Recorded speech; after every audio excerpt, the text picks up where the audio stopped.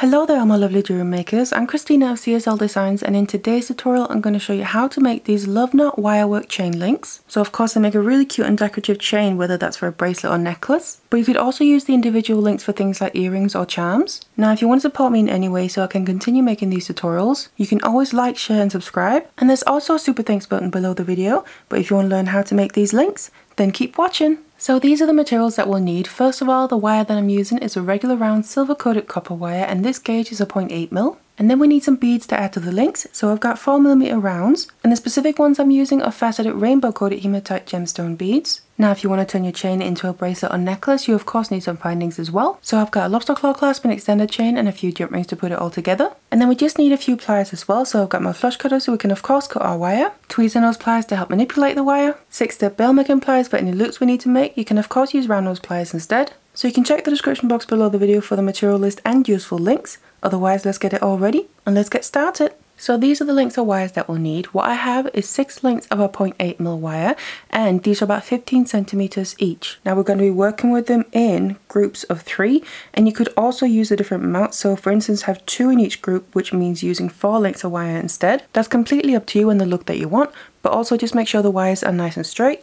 So to make the knot, we need to use a length of wire in groups of 3, and I'm just going to work with one at a time. So just grab 3 lengths of wire, make sure they line flat next to each other, and then I'm going to start just a little bit below the midpoint.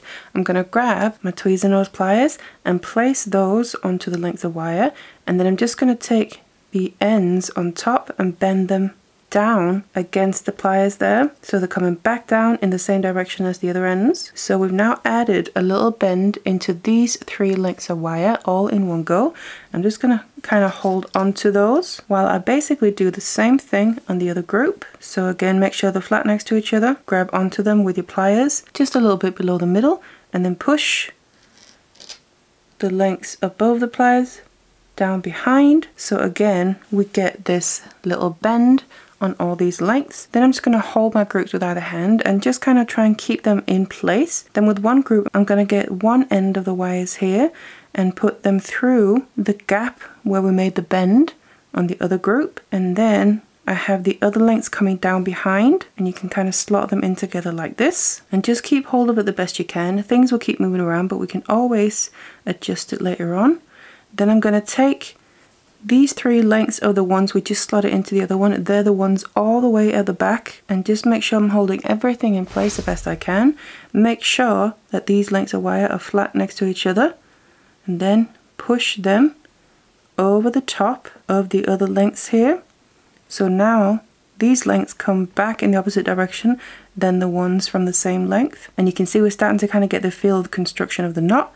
Then I'm going to take the other 3 lengths from the other group, and these are the ones that are furthest back in this group. I'm going to then again make sure they're lined flat next to each other, gently bend the end back on themselves over the front here, and then we're going to go over the other lengths that we just brought over, but then come down through the gap that's right behind it and have the ends come out on the other side of it. And you can also then see we're going to then end up with all the ends basically pointing in opposite directions, and then you just want to hold on to it the best you can while then pulling these further through.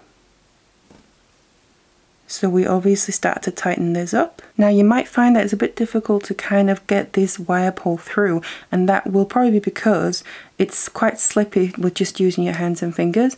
So it can be beneficial to sometimes just grab your pliers and use them to help pull your wire through, because you can get a much better grip than you can with just using your fingers. So you can just do a wire at a time and gradually tighten up that area a bit more.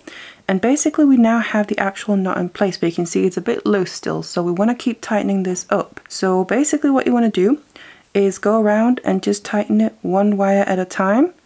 I'm just going to rotate to a point where I feel like I can tighten this area up a bit more, and I'm just going to grab the inner wire first, pull that tight on its own, grab the middle one of this group, pull that equally tight, and then grab the last one and pull that tight, and that has then tightened up that whole side a little bit more.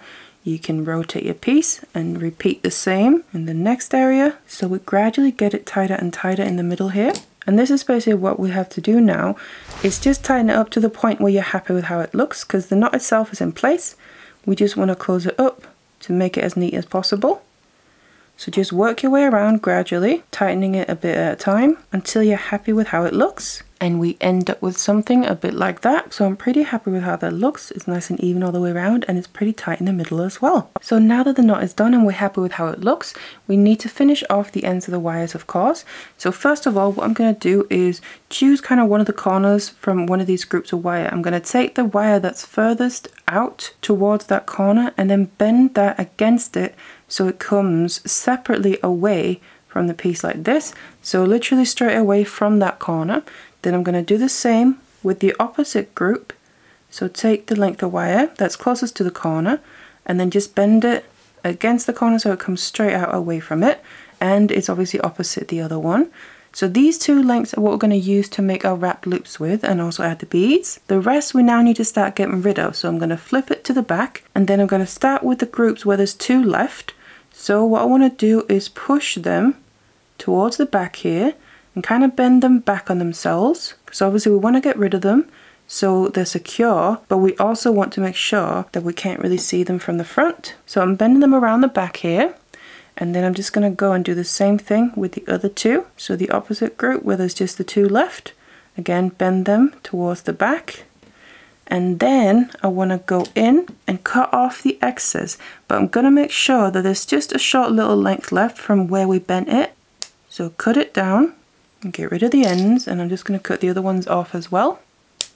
Then I'm going to take my pliers and we just want to basically squeeze them down so the ends aren't sticking out and away from the piece. If you can tuck them in anywhere or make the ends go up against the side of other wires, then that'll be ideal. So here, push them down into place, and then just make sure you can't feel the actual ends of the wire with your fingers, otherwise you might want to tuck them in a little bit more. And then we have the groups of 3 left. So we're basically going to do the same thing. I'm going to just take one at a time, all 3 wires at the same time. I'm going to bend them around the back, so like this, and then flip it, and of course do the same with the other group. So bend them towards the back here, and then it's the same principle. We want to go in and cut off the excess and just kind of check where you need to cut so you can see where the wire will fit and nestle in nicely.